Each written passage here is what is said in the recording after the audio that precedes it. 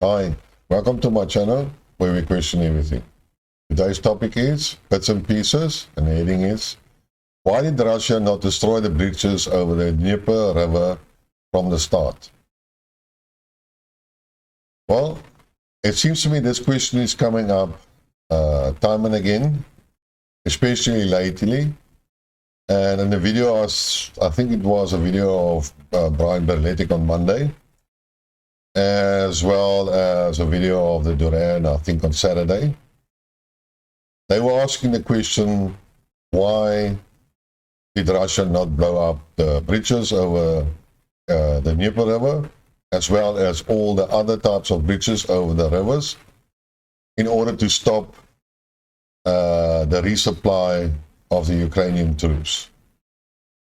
For some other reason, they think it's incomprehensible and they don't really understand it. Well, I believe I have a theory on why they haven't done it. Whether I am correct or not, that is for you to decide.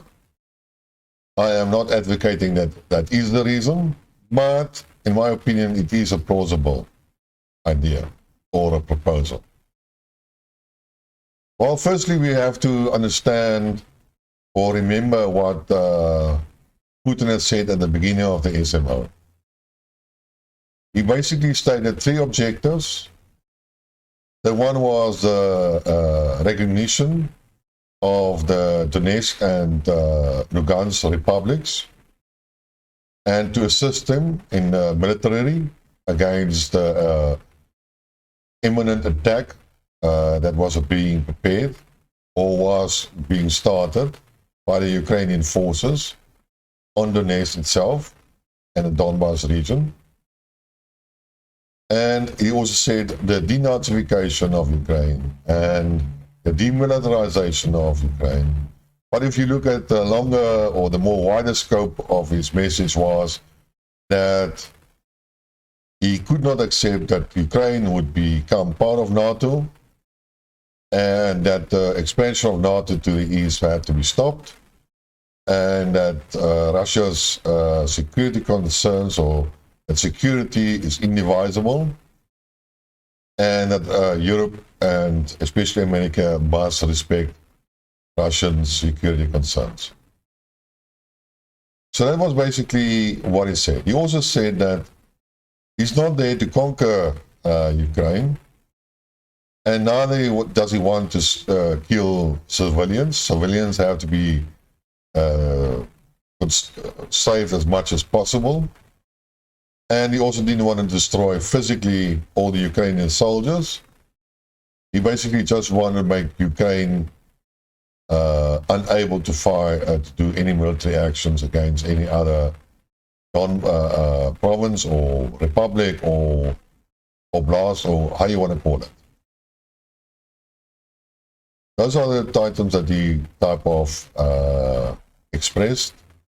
And I also think that is the limitations under which the military operation was conducted. Now, I always thought that the Russians would only go and support the Donbas militias, and that the Donbas militias would basically be in command, and they will only supply the military. But I made a video, I believe it was on Monday or Sunday, I will leave a link to it, where I showed the development of the Russian SMO. That is basically a time-lapse maps of the whole event for the last 9 months. And it showed you that the Russians did move in from Crimea and occupy Kherson city, as well as a large part of the Zaporizhzhia Oblast. And they also attacked directly from Russia into Kharkov region, Oblast. And they also moved in the direction of Kiev, where we had this famous, notorious 40-mile-long armored column, which later on retreated, etc., etc. So the Russians didn't only join the military, or didn't exercise only the SMO on the borders of the Donbas regions, but also directly into Ukraine. So I do apologize for that, and I will acknowledge my mistake, and unfortunately that is how it goes. I did lose track of the development, I would say about that. And so unfortunately has a lot of other pro-Russian punters. Everything went fine. We know more or less at this stage how the SMO has progressed. It has developed into a war of attrition. The Russian doctrine always says that the infantry is actually in the support of the artillery, where the Western military doctrine usually requires that the artillery is in the support of the infantry. But that is Russian policies or Russian strategies, and I can accept that. And that is how also we saw that war was conducted. Massive artillery fire, missile attacks, aviation attacks, systematically destroying Russian, Ukrainian forces, etc., etc., etc. They did bomb at the beginning with precision missiles certain places in the west of Ukraine, but 99.9% of them were probably military targets, like ammunition depots, storage depot for new ammunition, etc., etc., and training camps and command centers and etc. But if there was a civilian target, then that would have this dual purpose, or it was by mistake. But unfortunately, things changed during the SMO. Yes, there were some terrorist acts and so on, but I think the turning point was when the sabotage attack on the Kerch Bridge, the Crimean Bridge, occurred.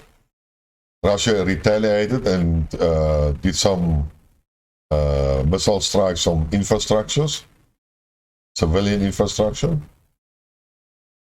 And when Ukrainians attacked the Black Sea Fleet with a drone attack, then you could see the Russians became a little bit angry and started off a huge barrage of missile attacks. Well, they didn't use the expensive stuff.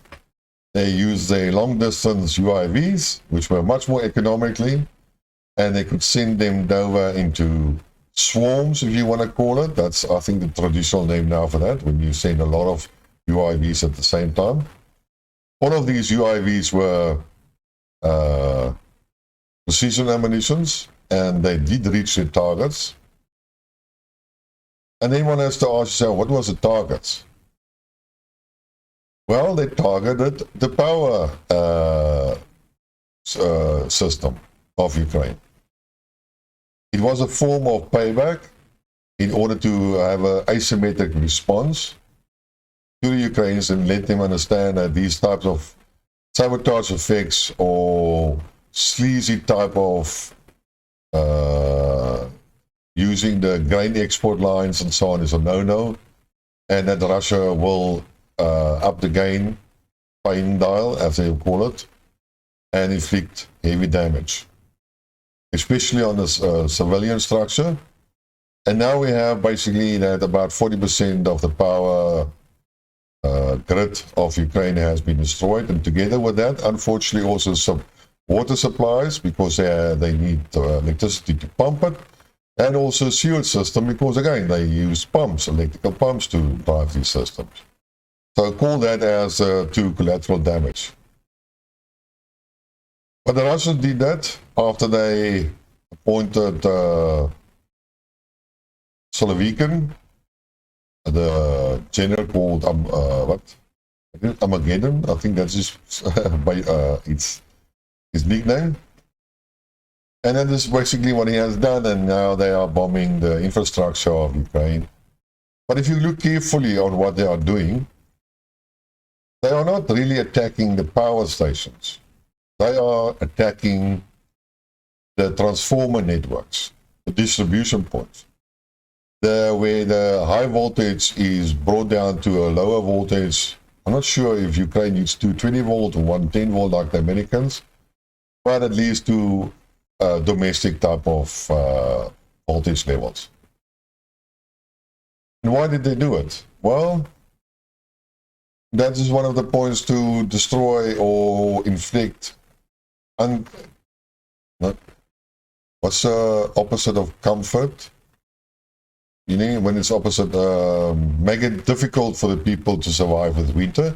Since winter is nearing in any case, and probably reached in certain areas, winter has already arrived, if I look at the temperature maps.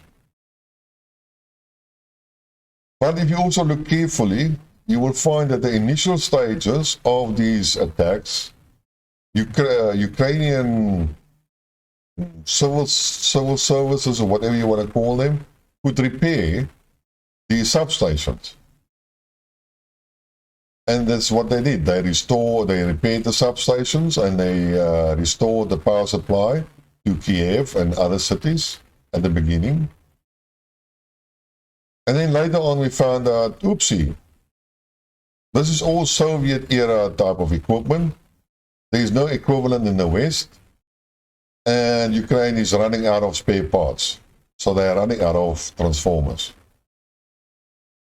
Now, I also, a long time ago, I was involved in transformers, not in terms of designing it and so on, but I also understand that these things have a very long lead time, up to 8 months and 12 months to supply or manufacture one of these items.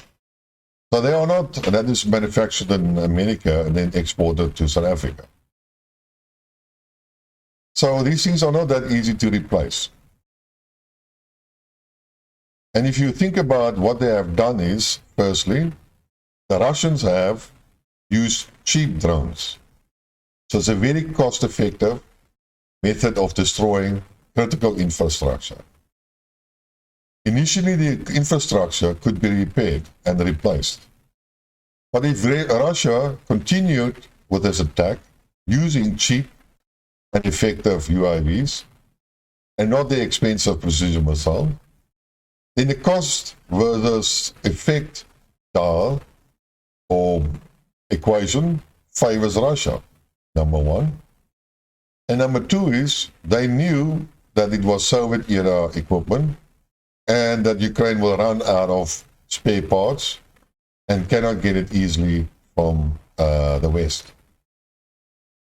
So this means is that if they destroyed us, if you assume that all the spare parts have run out, then it would not be far-fetched to assume that this network or this power station or this substation will be out of action, not for 2 or 3 days, but maybe for 3 or 4 or 5 or 6 months, and maybe even longer, especially if you do it in enough substation being destroyed. So, you know, the amount of transformers that are required and space required to restore those damaged and blown up will take 8 months to 12 months to repair. So this means that that is a very, very effective means of destroying infrastructure, which has a long time benefit for the Russians. What they also would then do is, because the railways are running on electrical trains and a lot of logistical and weapon systems are transported by railway, well, cut off and minimize electrical network and electrical supply, and these electrical locomotives cannot run anymore. But I'm sure that Ukraine has some diesel locomotives, so the damage to that, or the effect of this destruction of the power grid is not that, will not have the same impact on the trains as it would have on the civil population in terms of power supplies and water and sewage. And what it actually means is, like I said again, it's a very effective means of having an impact by destroying civil infrastructure. And now we come to the reason.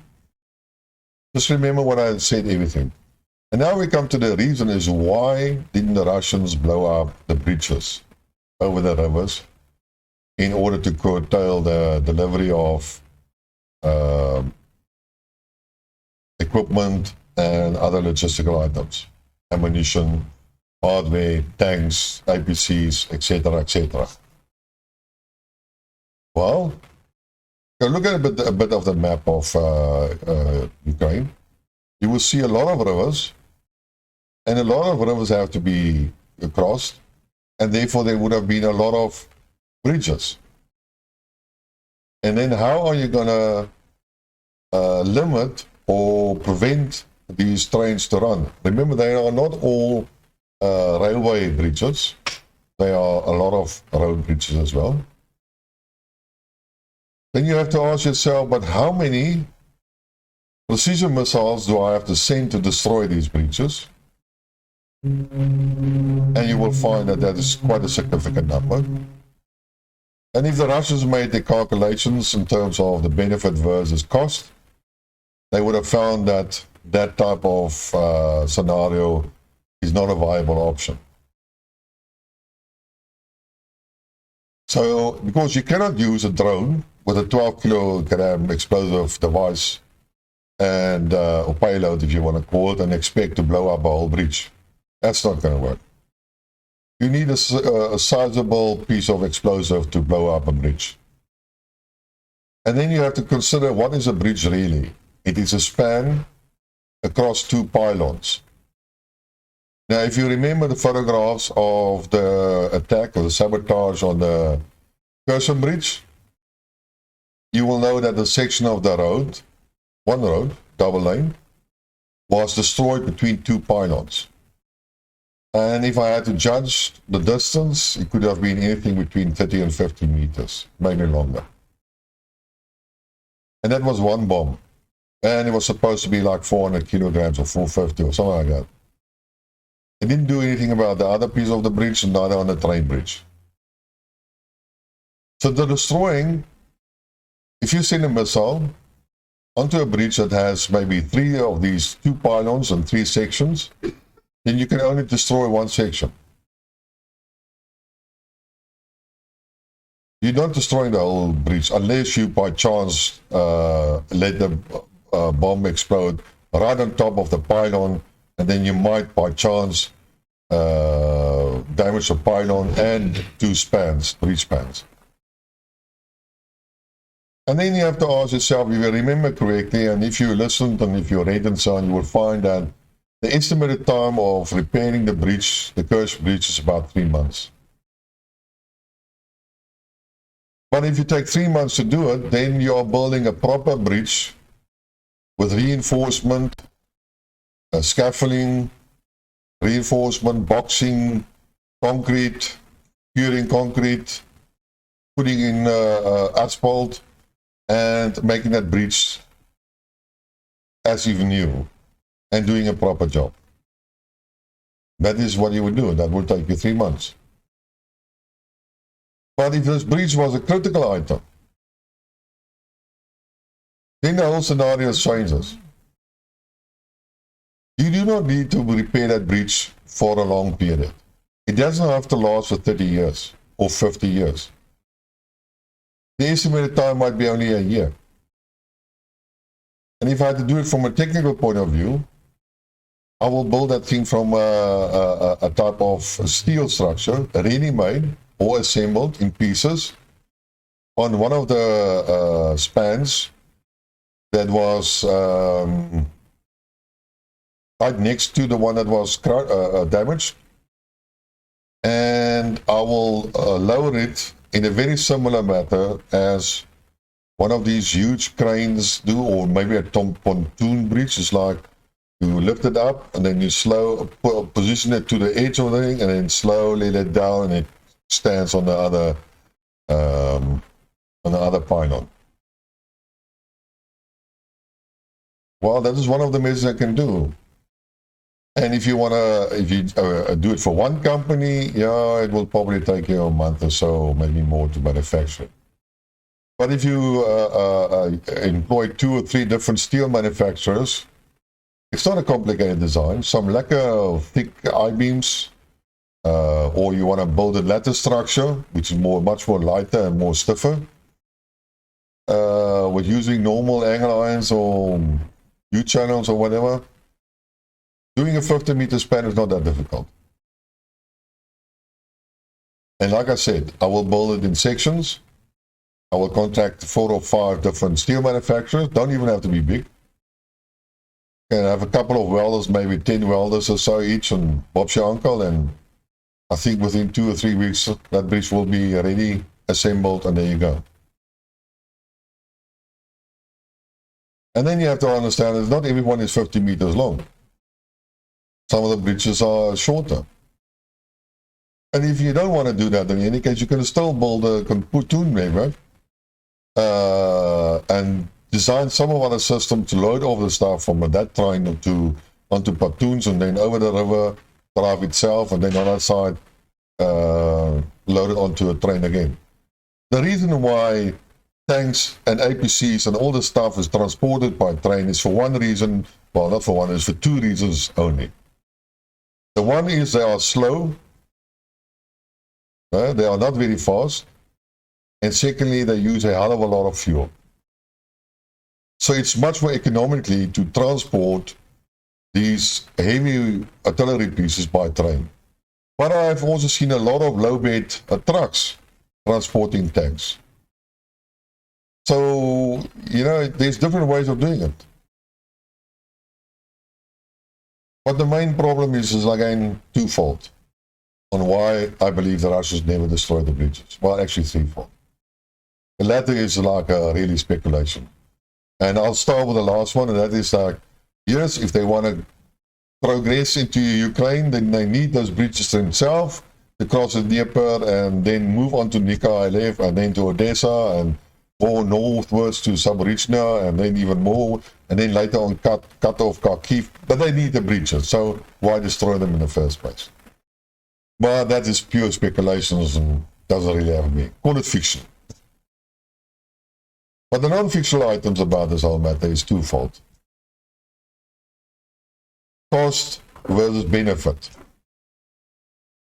It's not cost effective to do that. They needed high value, expensive missiles to destroy the bridges effectively.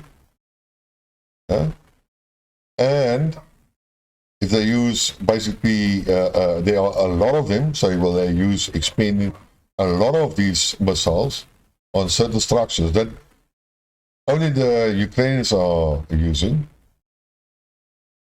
And then how long is this bridge going to be out of action?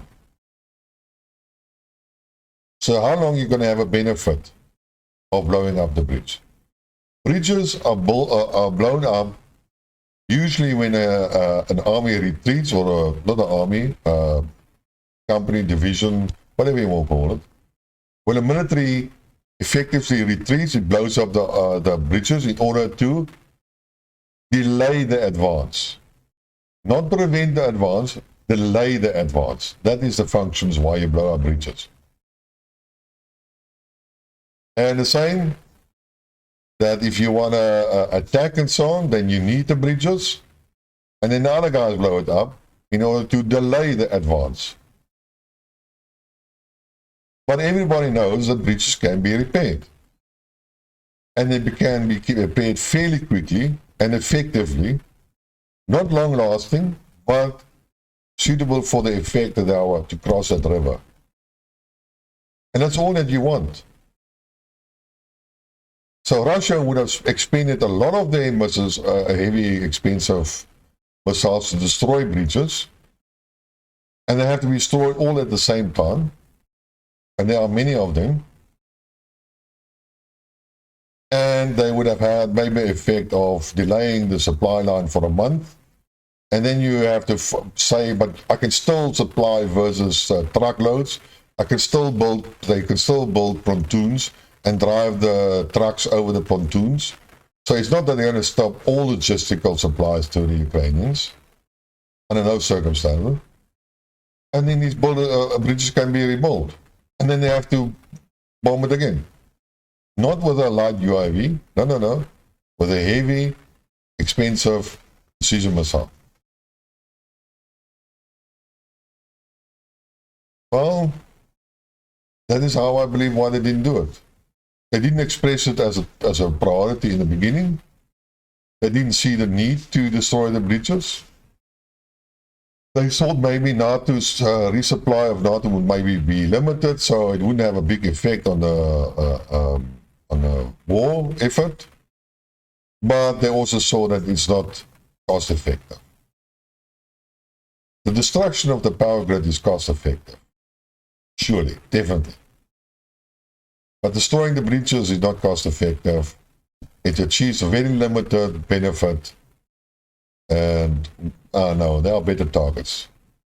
If I have enough spies and intelligence, so on, I can locate warehouses or storage areas or fuel tanks or whatever, I'll rather send an expensive missile to that location than blow up a bridge.